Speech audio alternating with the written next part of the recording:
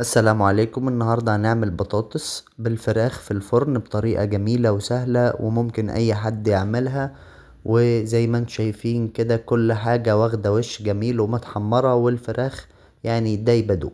وهنبتدي على طول بالطريقة. عندنا وراك فراخ وعندنا بصل مبشور وتوم مبشور عليهم فلفل اسود وملح وشوية كركم زي ما انتم شايفين كده ونقلبهم في بعض. عندنا بصل متقطع، طماطم متقطعة، وبطاطس.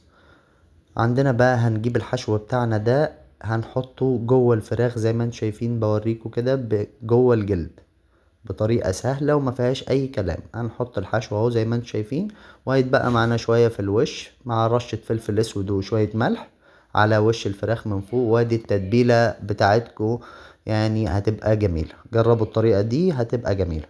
هننزل عندنا بقى بالبصل بتاعنا وننزل عندنا بالبطاطس والطماطم ومعلقتين صلصة والبهارات بتاعتنا هنقول لكم عليها. مش هنحتاج عصير طماطم.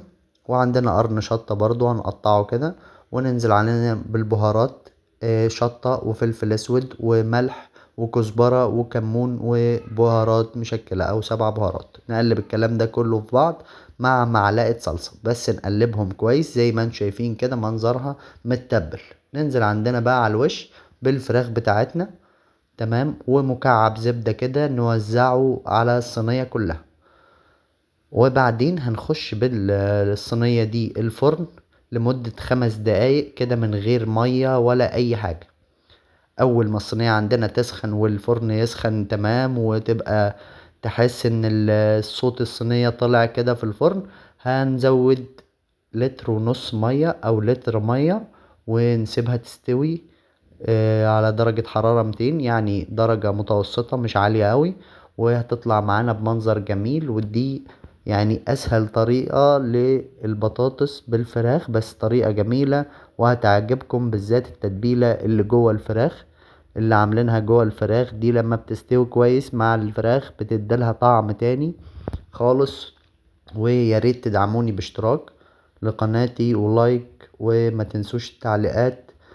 وادي عندنا منظر الفراخ بطريقة سهلة بعد تقريبا ساعة او ساعة الا ربع على حسب انت بتحب السوا بتاعها عامل ازاي. وهنا كانت مستوية جامد خالص وادي منظرها. وياريت تدعمونا باشتراك ولايك للقناة. والسلام عليكم ورحمة الله وبركاته.